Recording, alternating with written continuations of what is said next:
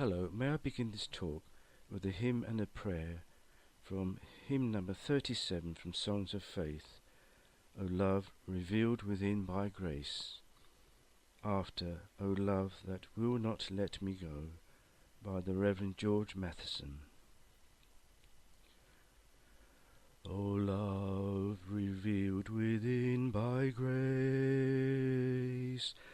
a life contracted out to thee, a flight arisen from the dead, ascending with thy glory both, in giving more possess.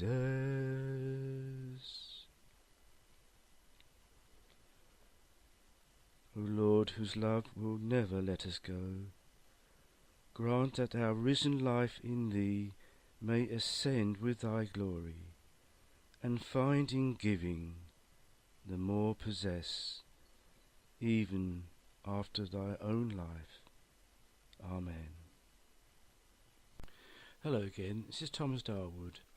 I'm making this impromptu talk on Saturday the 12th of November 2016. I like to entitle this talk The Two Dovetails. If you look on the picture, you'll see the female dovetail to denote religion, and the male dovetail to denote secularism. What this has given us is a picture of Western civilization in its entirety, and also in its chronology. By this I mean that when we think of Western civilization, we unavoidably think firstly of the birth of Christianity. And then came the period of the birth of modernity, because of this immense explosion of creativity about the 17th century, and of its ending round about the 1950s.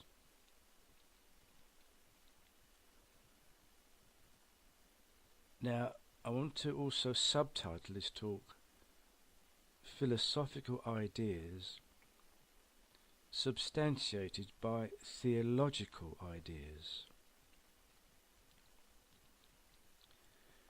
Very briefly, this period of time has left us with a legacy of such things as the Old World, the Victorian era of traditions, of the British Empire, of the birth of the United States, of the great art and culture that flourished through Europe, and the formation of all the different nation states within Europe.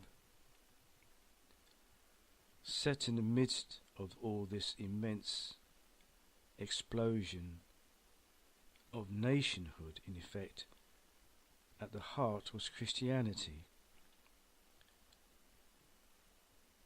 I want to then move into the theological aspect of Christianity, which had a profound effect on the moral behaviour of these three great nation states, Britain, Europe and the United States.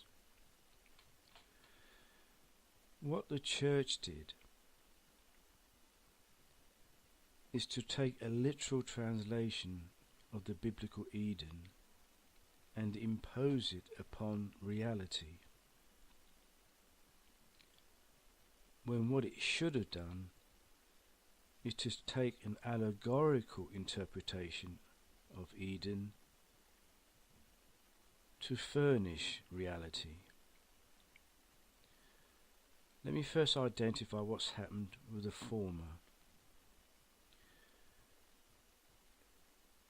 It took the scenario of the Eden of Genesis to lay the foundations for this thing which the Church calls salvation and the atonement through the Lord Jesus Christ. That was based upon evidence gathered outside of reality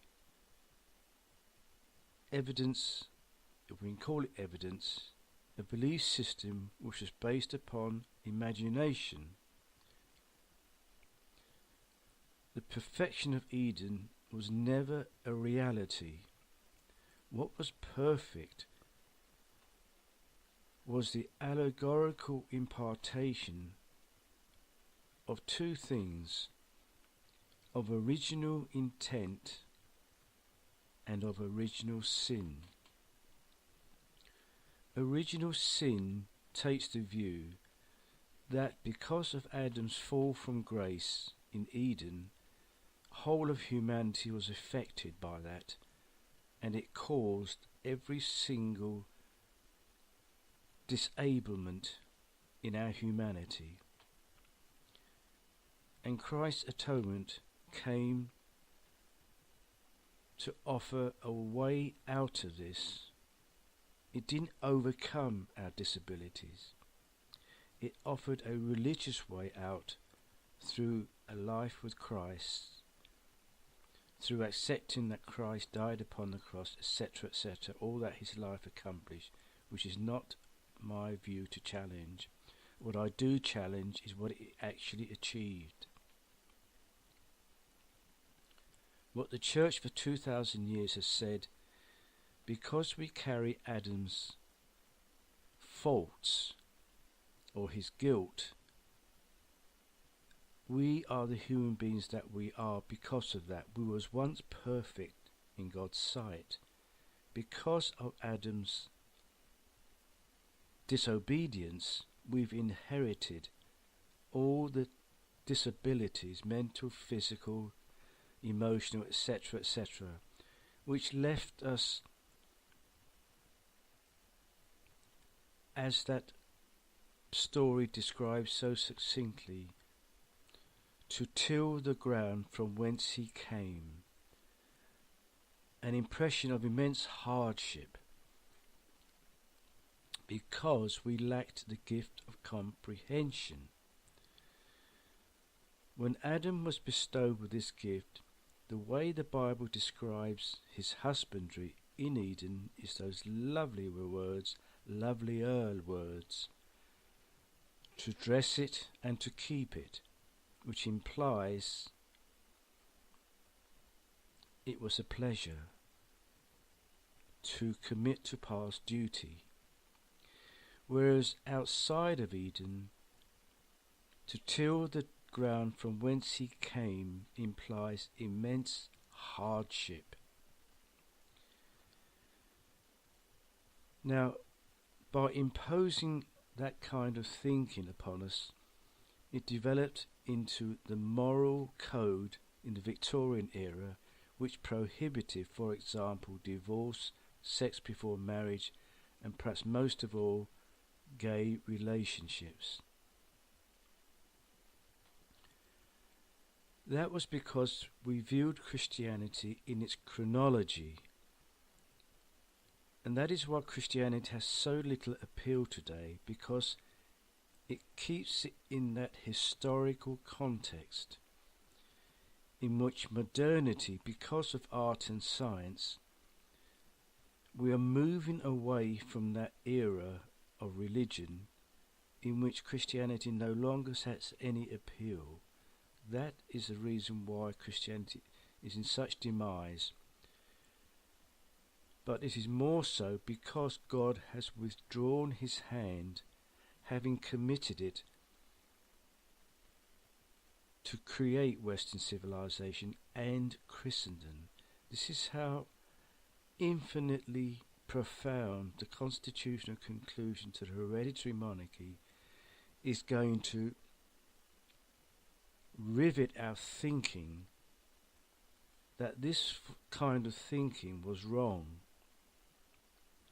But it was inevitable because of the power of God acting through history. What the church didn't see coming was the age of the Enlightenment and of the Renaissance, which gave to humanity the original intent to balance original sin. Original intent is simply the gift of comprehension, the service, the call to duty, which was implied in the narrative of the Eden of Genesis. But the church only saw original sin throughout these 2,000 years of human history. It is now my task to join the two dovetails together, and in my next talk I will show you just how profound a difference all this is going to make when we turn the dovetail 180 degrees so that the male dovetail comes first and then the female dovetail. And that is the proper way to look at the entirety of both Christianity and of Western civilization. Thank you.